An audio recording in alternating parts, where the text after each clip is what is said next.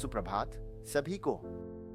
आज शुक्रवार 9 जनवरी 2026 है।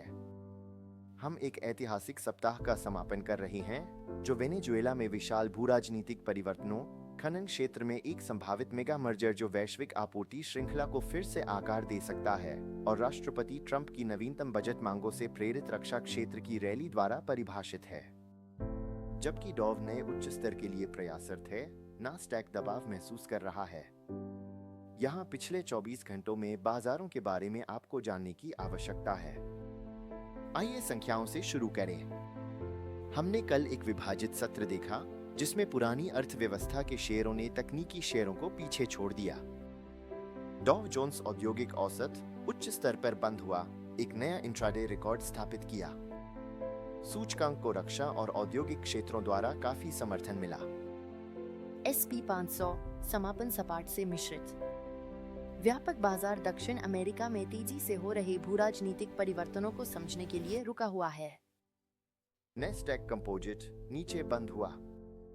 हम तकनीकी क्षेत्र से पूंजी के रक्षा और ऊर्जा क्षेत्रों में प्रवाह के कारण एक बदलाव देख रहे हैं जो नई प्रशासन की नीतियों में बदलाव के बीच हो रहा है।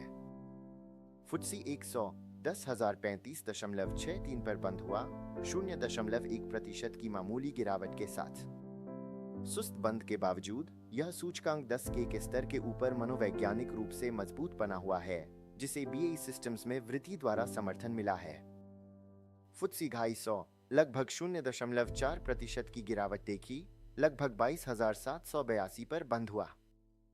निक्की 225 और कोस्पी दोनों सूचकांकों ने इस सप्ताह लचीलापन दिखाया है जो क्षेत्रीय सुरक्षा चिंताओं के कारण बढ़े हैं, जो जापान और दक्षिण कोरिया में भारी उद्योग और रक्षा शेयरों को बढ़ावा देती है।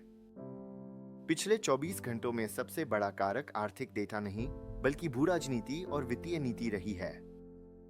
ट्रंप डिफेंस बंद। राष्ट्रपति ट्रंप ने अमेरिका के रक्षा बजट में 50% की विशाल वृद्धि की मांग करके बजट कार्यालय और बाजारों में हलचल मचा दी है। इस घोषणा ने तुरंत रक्षा ठेकेदारों के बीच हलचल पैदा कर दी। स्टॉक प्रभाव। हमने कल लंदन में BAE सिस्टम्स को तेजी से बढ़ते देखा और अमेरिका की प्रमुख कंपनियां जैसे लॉकहीड मार्टिन और नॉर्थरॉप ग्रुमन महत्वपूर्ण ताकत के साथ व्यापार कर रही है। चेतावनी, हालांकि एक पकड़ है। राष्ट्रपति ने यह भी कहा कि वह रक्षा कंपनियों को इस नए फंडिंग के साथ लाभांश या शेयर बायबैक जारी करने की अनुमति नहीं देंगे। निवेशक वर्तमान में बायबैक प्रतिबंध की अनदेखी कर रहे हैं और इस तरह के विशाल बजट विस्तार से निहित राजस्व वृद्धि पर पूरी तरह से ध्यान केंद्रित कर रहे हैं। वेनेजुएला की स्थिति, क्या यह एक नई ऊर्जा परिदृश्य है? 3 जनवरी को अमेरिकी बलों द्वारा निकोलस मादुरो की नाटकीय गिरफ्तारी के बाद स्थिति तेजी से विकसित हो रही है। US तेल हस्तक्षेप। राष्ट्रपति ट्रंप ने कल घोषणा की कि US तेल कंपनियां जाएंगी, अरबों खर्च करेंगी और वेनेजुएला की खराब हुई अवसंरचना को ठीक करेंगी। इसे मध्यावधि में आपूर्ति की अधिकता के पूर्वाभास के रूप में देखा जा रहा है, लेकिन अल्पावधि में US ऊर्जा सेवा कंपनियों के लिए एक विशाल अवसर के रूप में। टैंकर जब्ती। बुधवार को अमेरिकी बलों ने 2 तेल टैंकरों को जब्त किया, जिसमें एक रूसी ध्वज फहराने वाला था, जिससे वेनेजुएला के निर्यात पर नियंत्रण और मजबूत हुआ।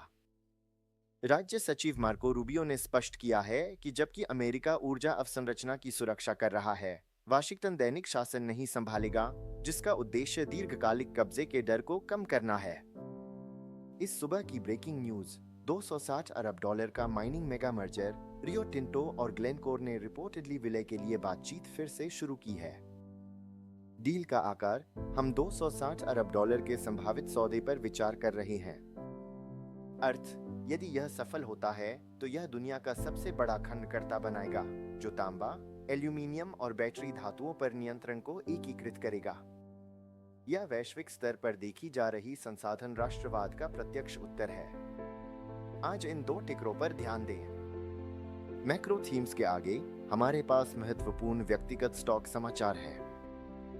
सेंसबरी खुदरा विक्रेता ने क्रिसमस अवधि के दौरान आर्गोस की बिक्री में गिरावट के लिए महत्वपूर्ण बाधाओं का दोषी ठहराने के बाद शेयरों में गिरावट आई है। उपभोक्ता अभी भी विवेकाधीन खर्च के कवच में दरारें दिखा रहा है। जनरल मोटर्स जीएम से एक चौंकाने वाली रिपोर्ट में $7 अरब की आय हानि का खुलासा हुआ है, जिसे मुख्य रूप से उनके ईवी से रणनीतिक पीछे हटने और पुनर्गठन लागतों के लिए जिम्मेदार ठहराया गया है। ऑटो दिग्गज इस नए नियामक वातावरण में बदलाव करने के लिए संघर्ष कर रहा है। शेल लंदन में कल शेयरों में गिरावट आई, जो कि तेल की कीमतों के निचले दृष्टिकोण पर प्रतिक्रिया थी, क्योंकि बाजार अमेरिकी प्रबंधन के तहत वेनेजुएला की आपूर्ति की संभावित वापसी को ध्यान में रख रहा है। क्रिप्टो बाजारों की ओर मुड़ते हुए कहानी मूल्य कार्रवाई से नियमन और अनुपालन की ओर बदल रही है। Chainalysis 2025 report. चैनालिसिस द्वारा जारी एक प्रमुख रिपोर्ट से पता चलता है कि अवैध क्रिप्टो करेंसी गतिविधि 2025 में $154 अरब से अधिक हो गई। मुख्य विवरण। रिपोर्ट में यह उजागर किया गया है कि इसका एक महत्वपूर्ण हिस्सा राज्य समर्थित अभिनेताओं द्वारा प्रतिबंधों से बचने के कारण था, एक ऐसा बिंदु जो ट्रंप प्रशासन की गैरानुपालन करने वाले एक्सचेंजों पर नियामक कार्रवाई को तेज करने की संभावना है। बिटकॉइन वर्तमान में $94,000 के स्तर के आसपास स्थिर है। यह सप्ताह की शुरुआत में वेनेजुएला के प्रारंभिक सैन्य अभियान के दौरान सुरक्षित आश्रय संपत्ति के रूप में इस स्तर तक पहुंच गया था, लेकिन तब से यह समेकित हो गया है। बाजार देख रहा है कि क्या चैनालिसिस रिपोर्ट के बाद नियामक कार्रवाई होती है। समापन करने के लिए यहां बाजारों को प्रभावित करने वाले सटीक उदाहरण हैं।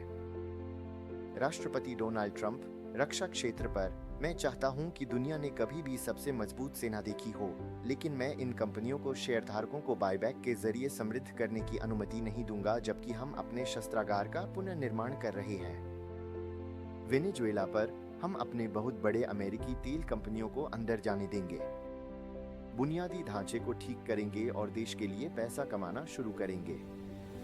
राज्य सचिव मार्को रूबियो। हमारा भूमिका स्थिरीकरण है, स्थायी शासन नहीं। संक्षेप में, बाजार बजट के विशाल सैन्यीकरण, वैश्विक संसाधनों के समेकन और दक्षिण अमेरिका से अमेरिका नियंत्रित ऊर्जा आपूर्ति के एक नए युग की कीमत लगा रहा है। आज रक्षा स्टॉक्स और खनन कंपनियों पर नजर रखें, यही वह जगह होगी जहां वॉल्यूम होगा। मैं आपको अगले अपडेट में मिलूंगा।